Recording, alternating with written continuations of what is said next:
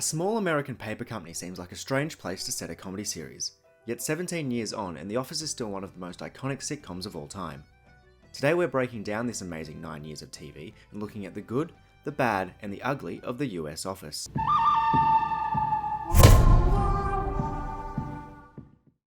Good.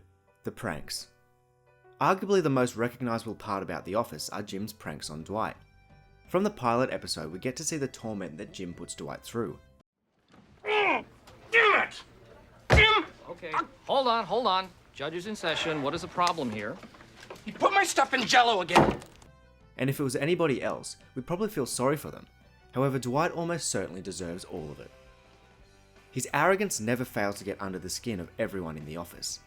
But it's this same arrogance that makes the pranks so enjoyable. We saw that when Jim targeted Andy, it quickly turned to a cringy tantrum that made everyone, including all of us watching, shudder with awkwardness. Here's a little news flash. It's not funny. In fact, it's pretty freaking unfunny.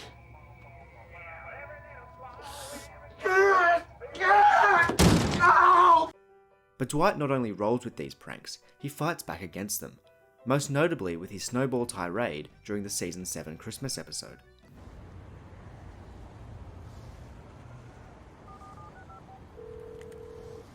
You've reached the voicemail of Dwight Kurt Schrute. Please leave...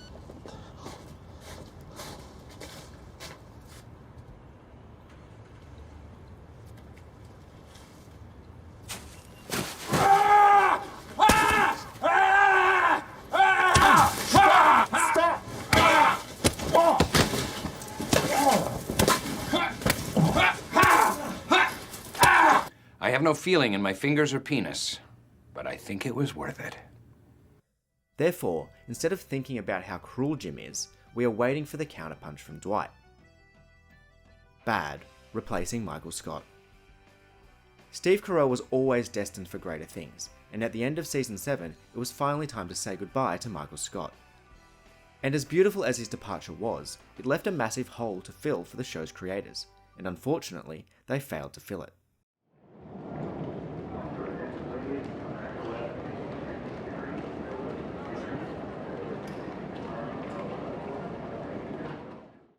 It's no secret The Office struggled after Carell's departure. Seasons 8 and 9 felt disjointed from the rest of the series, and this had a lot to do with his absence. New characters were introduced, but try as they might, they simply couldn't replace Michael Scott. Furthermore, some of these new characters were simply awful. Looking at you, Nelly. Steve Carell really grew into the role of Michael Scott, and what might have looked on the surface as a character full of flaws and awkward encounters, Michael Scott was so much more thanks to Carell's performance. Great one.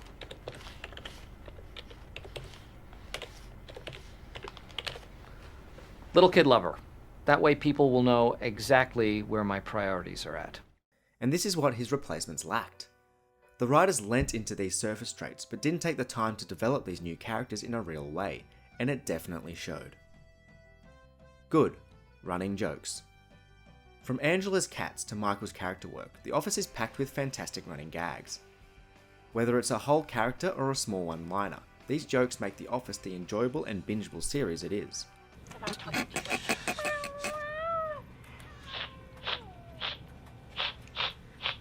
This is getting weird. It's also almost impossible to find an episode of The Office that won't have a single reference to another. The Office is a show that you can watch whenever, yet the running jokes reward a dedicated audience.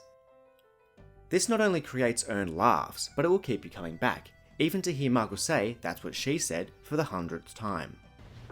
That's what she said! Michael, please. There he is. Please. Mwah! There he is. Come on. The show's writers are amazing at keeping track of every little gag, and so when there's an opportunity to sprinkle more of what we love into the show, they are more than up to the task. This is one of the major reasons The Office is so loved, and why people continue to return for their 14th rewatch. Ugly. The entire first season. Very rarely will a TV show hit the ground running at full pace. The Office is an example of a show face-planting as soon as the race begins. Is this what you're saying, Grasshopper? Actually, you called me in here. Season 1 is frankly dreadful. Everything about it feels forced, resembling more of a cheap knockoff of its British predecessor than a fresh new show. The characters are not developed, so what we get is a handful of stereotypical traits spread across an ensemble cast. Michael Scott is by far the worst of the bunch though, being equal parts cringy and pitiful. Oh, this is so important, I should run to answer it.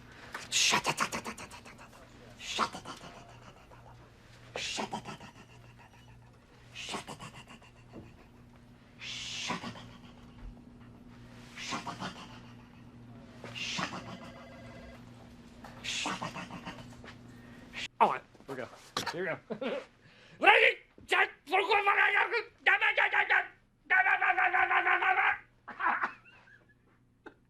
I'm Hitler! He drags Dwight down his awkward road, and before you know it, the show is close to unwatchable. Ultimately, the first season of The Office lacks any humanity, and this is the most important part about a relatable sitcom.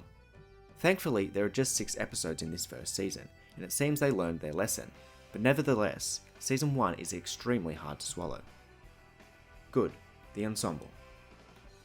Part of the allure of The Office is the large ensemble cast. Many sitcoms have a set cast of a handful of key players. The Office is similar in this regard, however as the show evolves, every single cast member gets their moments to shine. Good. So what weapon? My bare hands. That is stupid. I will use a sword and I will cut off your bare hands. Then I'll get something too. I've had 2 men fight over me before. Usually it's over which one gets to hold the camcorder. I kind of know what it's like to be in commercials. My nickname in high school used to be Kool-Aid Man. Having 9 seasons means you have ample time to explore the lives of all your characters, and this is what The Office does extremely well. Any fan of The Office will be able to give you an in-depth character description of each and every Scranton branch employee, not because they are completely obsessed, well, maybe that, but more so, it's because the show dedicates time to its ensemble. No one is shoved into the background, and even if they start out as a meaningless seat filler, the natural character evolution is fostered so perfectly by the creators that we become attached to even the most bizarre members of the Office ensemble. Creed. So, strike, scream, and run. All right, let's try it. Bad. Cringe comedy. In my opinion, cringe comedy is the absolute worst form of comedy, and I despise The Office for leaning into it. Making someone cringe and feel as if awkwardness is flowing through their veins is simply bad writing hidden behind a forced performance. Carol Stills,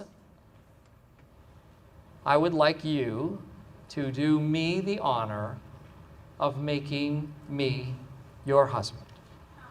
Oh, Michael, What do you say?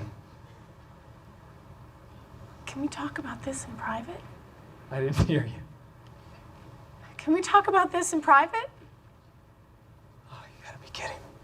The point of any form of entertainment is to keep you glued to the screen, but throughout The Office's 9-season run, there are simply points that you have no choice but to turn away from. Sar, okay.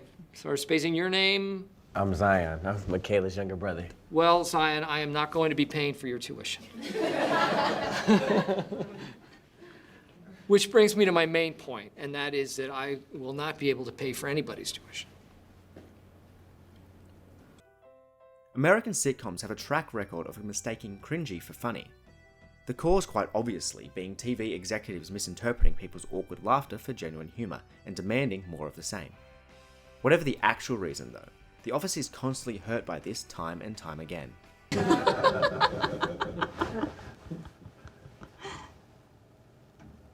Good, Jim and Pam. The heart has to be an integral part of any show, and The Office is no exception. Jim and Pam are the love story we all hope to be a part of one day. Not because it's perfect, but because it's real. Some might even say we had our first date last night. Oh, really? Really? Why might some say that? Because there was dinner by candlelight. Dinner and a show, if you include Michael's movie. And there was dancing and fireworks. Pretty good date. We didn't dance. You're right, we didn't dance. It was more like swaying. From the pilot episode, it's clear to anybody that Jim and Pam belong together. Their relationship is the shining light of the first few series, and it gave the show a strong foundation to build on. Simply put, The Office wouldn't be talked about today if not for Jim and Pam. The ups and downs of their budding romance and eventual marriage are handled with such perfection. The show's creators clearly understood exactly what Jim and Pam needed to be for the sake of the entire show, and you know what? They absolutely nailed it. I bought those boat tickets the day I saw that YouTube video. I knew we'd need a backup plan. The boat was actually plan C, the church was plan B, and plan A was marrying her a long, long time ago. Pretty much the day I met her.